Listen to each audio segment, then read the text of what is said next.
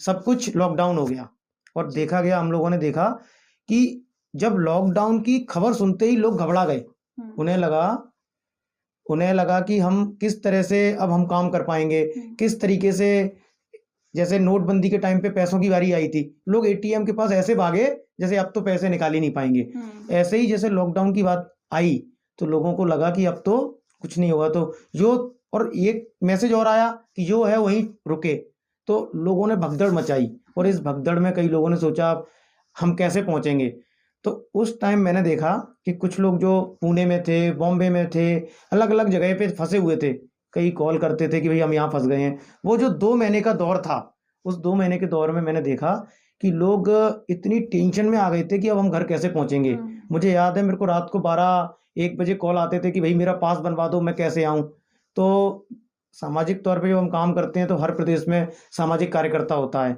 जैसे ग्वालियर में हमें अलग अलग स्टेट्स में, अलग अलग राज्य में लोग हैं, तो एक दूसरे की मदद से हमने वहाँ से निकालना शुरू किया, तो लोगों को निकाला। ऐसे ही जब कोविड की बात आई, बीमारी फैली, तो एकदम से ऐसा सिचुएशन आ गई थी हमारे ग्वालियर जिले में कि लोगों को लग रहा था ऑक्सीजन अवेलेबल नहीं हो पा रही। लोग लग रहा था कि जरा सा खांसी जुकाम हुआ तो लग रहा था कि अब तो बचेंगे नहीं, और उस मैसेज ऐसा आ गया था कि हम लोग बचेंगे नहीं, जिसको भी हो रहा था। तो उस टाइम लोगों को संभालना बहुत कठिन था। और सबसे बड़ी दिक्कत क्या थी कि फैमिली वाले एक दूसरे से नहीं, जिसको पता लगता था कि इनको कोविड है तो ऐसा बर्ताव करते थे उससे कि मतलब इसको पता नहीं क्या हो गया है, तो आदमी डरता था। उस टाइम हम लोगों ने एक प्रयास शुरू किया कि लोगों के फ़ोन आए तो जो व्यक्ति यहाँ है उसको वहाँ पे खाना पहुँचवाना, उसको दिक्कत लग रही है ऑक्सीजन, जो पल्स ऑक्सीमीटर होता है वो लोगों को अवेलेबल कराया।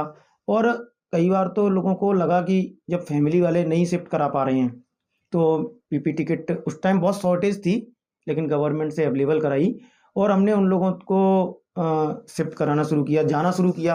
कहते हैं ना, जब फौजी लड़ता है, एक हमारा देश का फौजी, तो वो वहाँ लड़ता है, जब गोली चलाता है तो डर तो उसको भी लगता होगा कि जब सामने वाली गोली कभी ये नहीं कहती कि किसको लगेगी।